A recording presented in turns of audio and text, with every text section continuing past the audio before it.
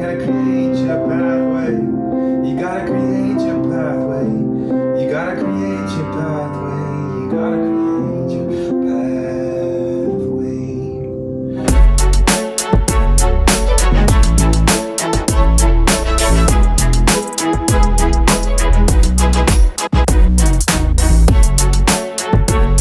Hey, welcome back to Create Your Pathway. My name is Rory. I am your host. I'm here to interview real people working in real jobs so you can know what they're really like. Today I'm talking with Jerry Carter for the Business Management and Administration Pathway. Jerry Carter is an entrepreneur. She opened her own business, which is Queen's Reward. It's a meadery here at Tupelo. And if you don't know what a meadery is, you will find out as you watch this episode. The Business Management and Administration Pathway is all about leadership and the setting up of organizations, corporations, businesses. There is a lot that goes in behind the scenes to starting a business. If you've ever had the idea to start a side hustle or to turn that side hustle into a profitable business, this is the pathway you might be interested in. It is hard work. It's not easy. There's a lot of paperwork, a lot of time, a lot of blood, sweat, tears. I mean, just a lot of hustle. You have to want it if you want to move forward in this pathway. After watching this interview, I think you're going to agree that Jerry is a great example of somebody who really wanted it and has really gone after her passion. I've talked with a lot of entrepreneurs and business owners in Mississippi, and Mississippi is actually a great state to start a business in. It's very easy to do so. Okay, so enough from me. Let's go now and talk to Jerry. So much for joining me today. I really appreciate your willingness to be here.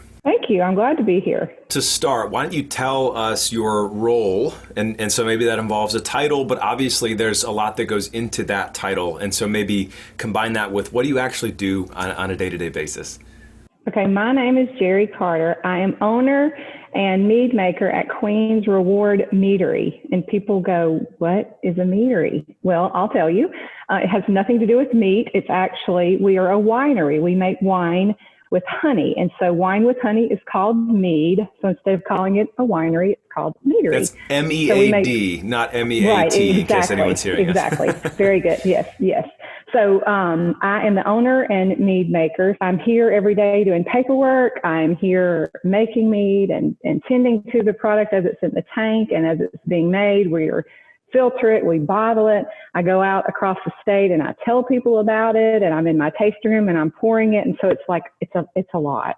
Yeah. So you're an entrepreneur, small business owner. How did you get into mead? It seems like a very niche thing to get into, kind of random, maybe if you don't know much about the world of mead. And you were the first meadery in Mississippi, is my understanding. Right. So how did you end up here?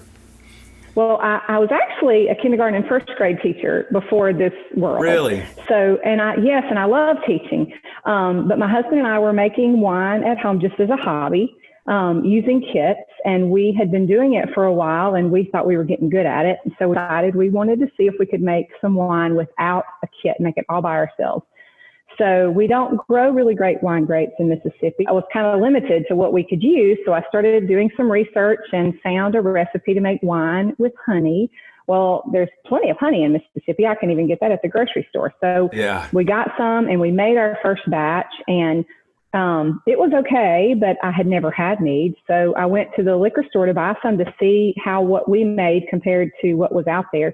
And there was none. You could not buy mead at all in Mississippi. So that was when the thought first crossed our minds that there was an opportunity here.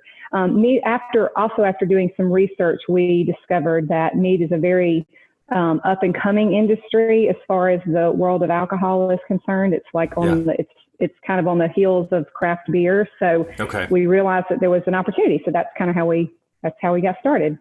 Okay, so let me make sure I'm feeding back what I'm hearing. So I hear you had a hobby that was kind of interesting, and you thought, I want to expand what I know about this hobby to see if what I'm doing is even any good. And then you realized, oh my goodness, I can't buy any of this at the store. Maybe there's a market opportunity here. And so then you started to do some broader market research, and you realized, hey, there's actually no meadery in Mississippi. And generally, this feels like a trend that's beginning to catch on in other areas. So it's almost like a formula. If somebody has a side hustle or they have something that they think they may want to be in a business, I hear it's not enough just to have a passion. You've got to combine some research, and then eventually you need to come up with some kind of a business model, which feels like for a lot of people a pretty difficult bridge to cross. I'm interested to hear, how did you end up crossing that bridge?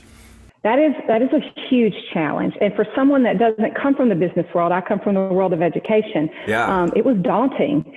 And I will say, if you find yourself in that place, most entrepreneur, find someone maybe not in the same field, because like there's nobody around that we could talk to that has a winery or a meadery, because there's not any.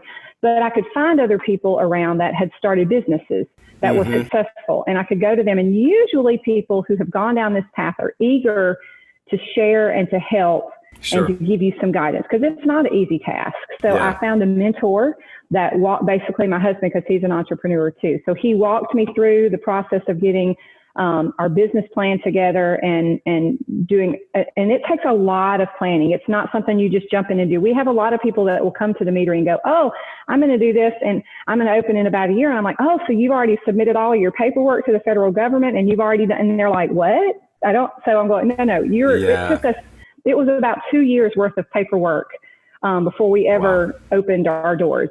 Easy 2 years. So you had to be very patient and very diligent, but there are people willing and able to help you. So don't be afraid to go after those resources. And people will be honest. They may look at you and say, this is not a good idea, but that's valuable too. You need to digest that and examine that. I read something recently where the person was basically talking about how a lot of people get hung up on thinking their ideas are great, and the person said ideas are basically worthless. The only worthwhile idea is one that you actually put work in to see how it's going to pan out.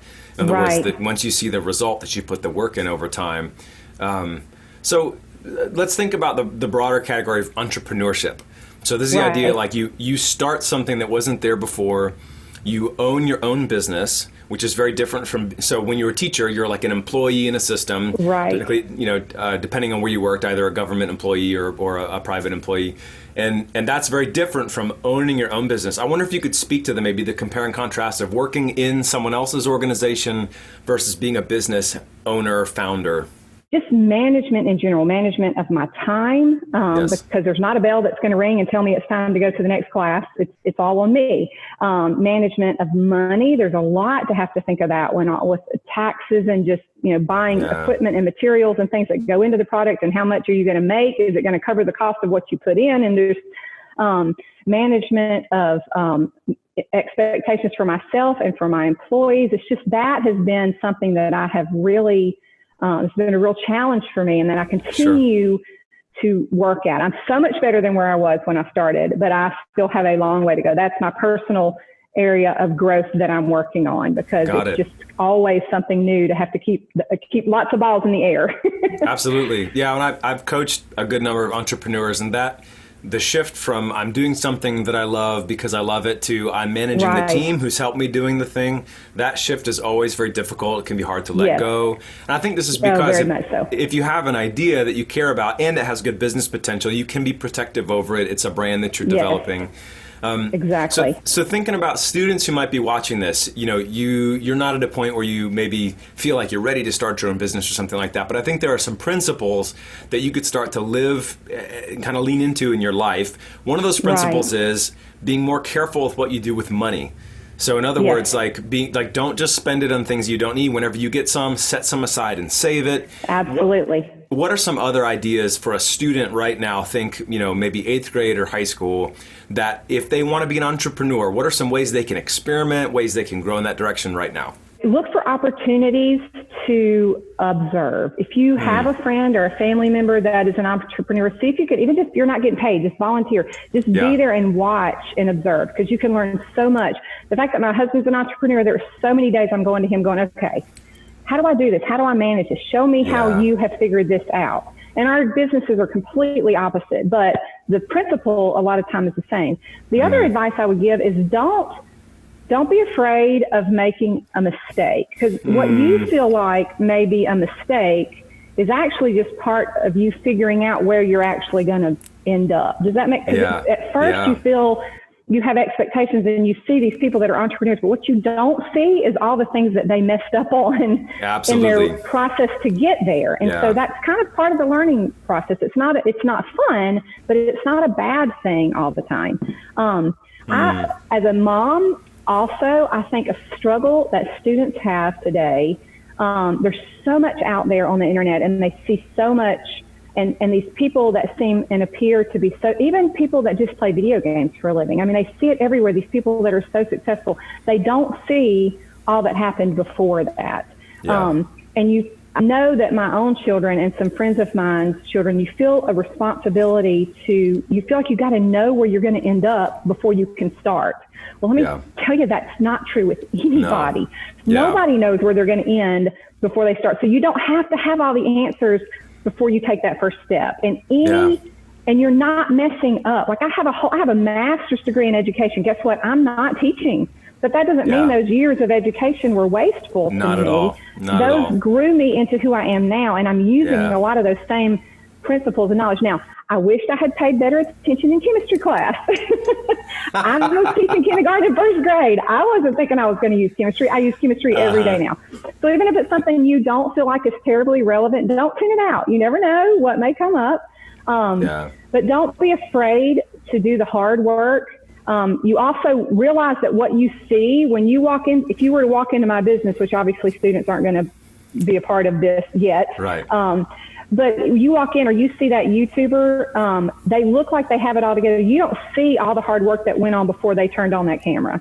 And you don't see all the hard work that goes on after they turn that. There's a lot more that happens than what you see. So don't be, when you hit that hard work, don't think you're messing up. You're not. You're doing the part that they're doing too. You just don't see that part. That's right. It looks very glamorous and it looks very beautiful, but there's a whole lot of days here at this meadery when we're back there making mead. And we make mead with honey. Honey is sticky. There are a lot of days I will go home and I'm filthy and I'm sticky and I'm exhausted because I've been up here for 12 hours trying to get mead in these tanks. And guess what? I got to get up the next morning and go do it again. And some days I don't want to. But you do, and you look back and you're thinking it was worth all that hard work. But that hard work had to take place before I can have anything in this bottle to sell. And I think we tend to get intimidated. So persevere, it's worth it. And you don't have to have all the answers before you take that first step. And if you make a decision and your path changes, that doesn't mean that decision you made was wrong. It just was a step to get you into the direction you needed to go. So don't be afraid. You can do this. You know, it's funny you mentioned video game streamers. I actually, for my podcast that I do, I interviewed the vice president of Twitch. So, you know, Twitch is one of the largest streaming, and I know him. He's a great guy. Had been with Amazon for a really long time. And so to do that, I looked up the statistics of how many monthly streamers there are on average. And when you compare, it's millions and millions of people streaming themselves playing games. When you compare that, the number that actually make money, you know, there's like the curve is like, there's a very small number. Now, if you enjoy doing that, that's great. But I think the point is, what I find so interesting about your story is you hadn't like planned and purposed to open a meadery, but it was a business opportunity that presented itself to you. You decided to follow where it led, and it's ended up creating a sustainable business. And I think the point is there's a lot of opportunities like that for people who will think like an entrepreneur, don't get tied down in, I need to decide right now on the one thing that I'm going to do forever. You know, I really appreciate that comes out, and it just made me think of that when you mentioned video game streaming. Right. Well, and most adults that I know have reinvented themselves at least once. Most people, and that's okay. That's part of growth. That's part of figuring out who you are. And it's part of taking opportunities now, this opportunity wasn't there when I was 20 and 21. It just wasn't. It's there now, and I'm not 21, but it's okay. You jump in and you take the opportunities that you're given.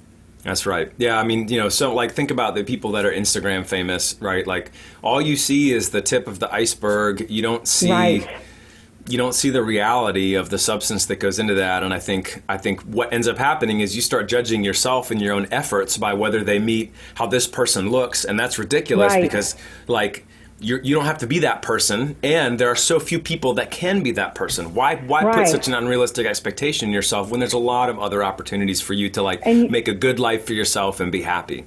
Sure. And you may be judging yourself at step A and they're at step F or G, and so you're setting yourself up for failure by having those kinds of expectations. Yeah, I totally agree. Well, Jerry, thank you so much. This has been a really interesting conversation. Just to recap a couple of the highlights. So you started off in one point, you pursued a hobby, you realized there might be a business opportunity by doing some market research, and now at this point you're an entrepreneur and small business owner who's actually leading a team of people. And that kind of pattern anybody can get into if they see some kind of a business opportunity, ways to get there from where you are now. Learn how to manage money, learn how to think that failure is actually a good thing because you experimented and tried. Look around for people that can mentor you, try to get an internship or a summer job with them, talk to a relative about how they run a business or things like that. And then just keep trying and learning from anyone that you can. Travel, read widely on the internet. Yes. So all of these things are available to people if you want to become an entrepreneur or small business owner. Right. And be ready to work hard. You will work harder than you ever thought you would before, but it's worth it. It's worth it. Absolutely. Well, thank you so much for your time, Jerry. You I really appreciate it. welcome. I love what you guys are doing at Queen's Reward. It's honestly, we take friends and family there every time they come into town. So I'm so glad. So thank you so much for your time. Come I appreciate see us again soon. Thank you. We will. Bye. Bye-bye.